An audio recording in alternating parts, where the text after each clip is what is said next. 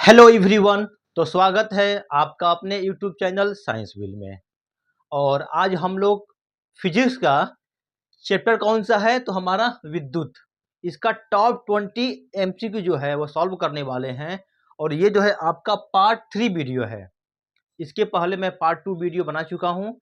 और आज का मोटिवेशनल कोटेशन है, विकल्प बहुत मिलेंगे भटकाने के लिए, लेकिन संकल्प एक ही काफ़ी है मंजिल तक जाने के लिए। तो चलिए शुरू करते हैं। और क्वेश्चन नंबर ये रहा 41 आपके स्क्रीन पर। क्या कहता है, जो पदार्थ घर्षण द्वारा आसानी से आवेशित हो जाते हैं वे कहे जाते हैं विद्युत चालक, विद्युतरोधी, ए और बी दोनों, इनमें से कोई नहीं। कि जो पदार्थ घर्षण द्वारा आसानी से अवशेषित हो जाते हैं, आवेशित हो जाते हैं, उसे हम लोग क्या कहते हैं तो उसे हम लोग विद्युत रोधी कहते हैं। जो ऑप्शन जो आपका जो बी है वो क्या हो जाएगा, इसका सही जवाब हो जाएगा। ठीक है। क्वेश्चन नंबर 42, किसी स्रोत से सतत धारा उत्पन्न करने की सरल युक्ति को कहते हैं। ठीक है। वोल्टीय सेल, सूखा सेल, संचायन सेल, इनमें से कोई नहीं। तो उसे क्या कहेंगे हम लोग, वोल्टीय सेल कहेंगे। जो हमारा जो ऑप्शन जो ए है वो क्या हो जाएगा, इसका सही जवाब हो जाएगा। क्वेश्चन नंबर 43, विद्युत प्रवाह की दिशा मानी जाती है। देखिए, जब भी कोई सर्किट है, मान लीजिए ये बल्ब है, ठीक है, और यहाँ पे हमारा क्या है तो बैटरी लगा हुआ है। तो जो हमारा ये प्लस टर्मिनल है, ये माइनस टर्मिनल है। तो जो हमारा धारा होती है वो कहाँ से जाती है, प्लस से कहाँ जाती है, माइनस में जाती है। जो धारा होती है वो कहाँ से कहाँ ट्रेवल करती है, प्लस से लेकर माइनस की तरफ जाती है। लेकिन जो हमारे इलेक्ट्रॉन होते हैं, जो इलेक्ट्रॉन होते हैं वो कहाँ जाते हैं, नेगेटिव से जाएंगे, कहाँ पे, पॉजिटिव में जाएंगे। इधर हमारा करंट जाएगा, ये हमारा करंट जा रहा है, लेकिन जो हमारे इलेक्ट्रॉन होते हैं वो कहाँ जाएंगे, उल्टा जाएंगे। ठीक है, इलेक्ट्रॉन कहाँ जाएंगे हमारे तो उल्टा, नेगेटिव से कहाँ जाएंगे, पॉजिटिव जाएंगे। और जो धारा होती है, जो हमारी विद्युत धारा होती है वो पॉजिटिव से कहाँ जाएगी, तो नेगेटिव की तरफ जाएगी। तो इसका जो ऑप्शन जो बी है वो क्या हो जाएगा, जो हमारा विद्युत प्रवाह की दिशा धन टर्मिनल से कहाँ होती है, ऋण टर्मिनल की ओर होती है। ठीक है, तो option B is the right answer. Question number 44, एकांक समय में विद्युत आवेश के परिणाम के प्रवाह को क्या कहा जाता है। ठीक है, किसी भी एक यूनिट टाइम में कितना जो है हमारा आवेश फ्लो कर रहा है, बह रहा है, उसे क्या कहेंगे हम लोग, तो विद्युत धारा कहेंगे। इसकी मात्रा क्या होती है तो एम्पियर होती है। और इसको हम लोग एमीटर से इसको मेजर करते हैं, मापते हैं।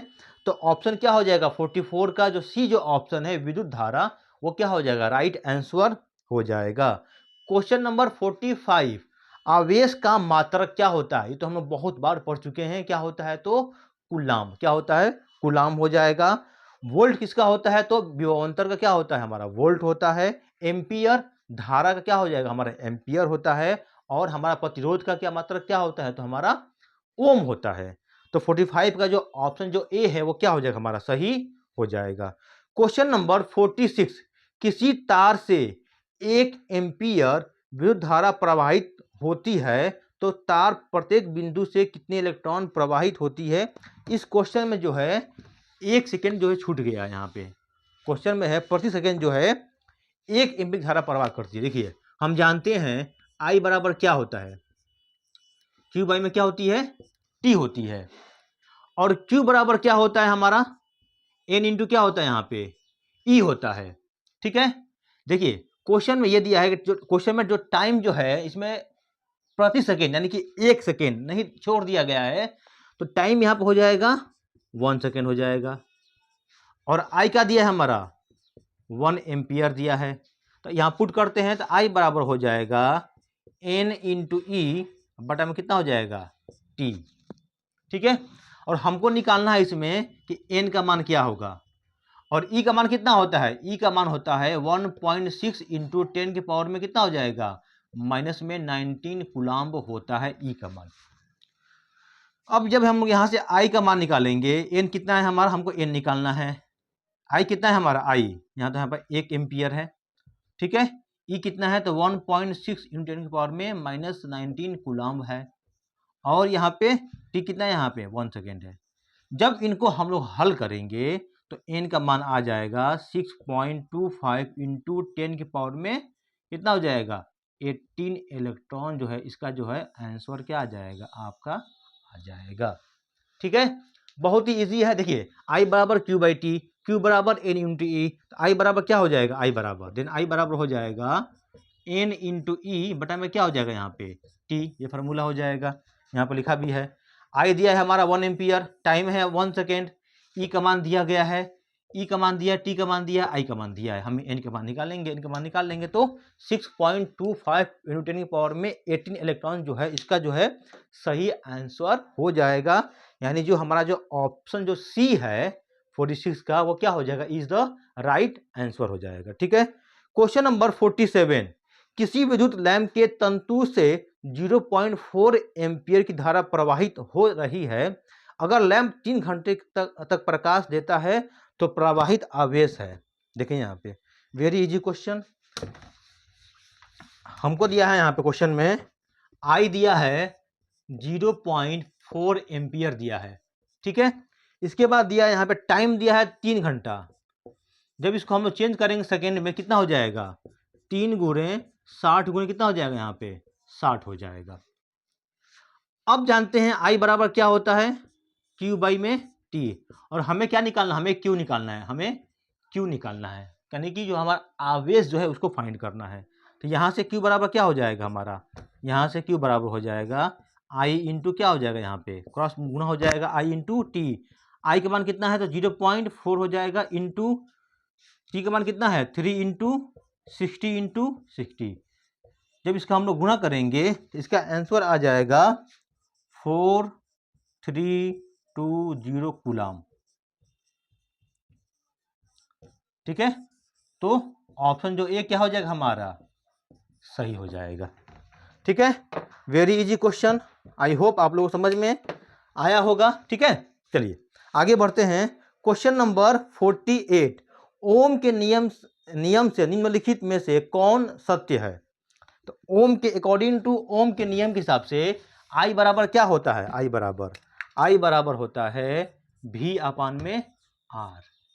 ठीक है, या भी बराबर क्या होता है आई इंटू आर, या आर बराबर क्या हो जाएगा भी अपान में आई।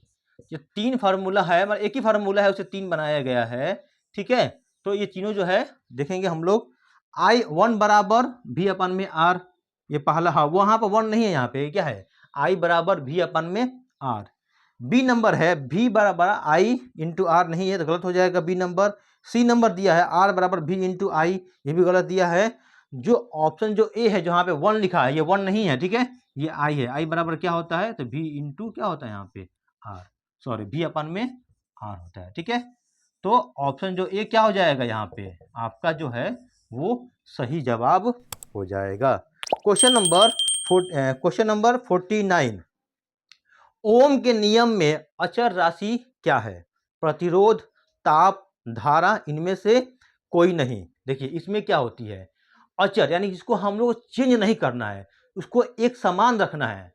तो हम लोग पढ़े हैं ओम के नियम के हिसाब से तापमान क्या हो, हमारा तापमान वो कांस्टेंट हो, एक समान, उसमें कोई बदलाव नहीं हो। ओम का नियम आपको यहाँ पर दिख रहा होगा, क्या कहता है कि किसी भी एक समान तापमान पर, एक निश्चित तापमान पर, तापमान क्या होगा निश्चित होगा, जो धारा प्रवाह करेगी किसी भी चालक में, उस दोनों इंड में जितना उसका विभवांतर होगा उसके क्या होगा समानुपाती होता है। तो इसमें जो हमारा जो तापमान है वो क्या होता है हमारा तो अचर होता है, उसमें कोई चेंजिंग हम लोग नहीं करेंगे समान तापमान पे। जो ऑप्शन जो बी है वो क्या हो जाएगा, इसका सही जवाब हो जाएगा। क्वेश्चन नंबर 50, ओम के नियम में विद्युत धारा और विभवांतर के बीच खींचा गया आलेख होता है सरल रेखा, वक्र रेखा, ए और बी दोनों, या इनमें से कोई नहीं। देखिए क्या होता है, यहाँ पे हमारा ये जो ग्राफ हम बनाएंगे, किसका ग्राफ, V एंड I का, ठीक है।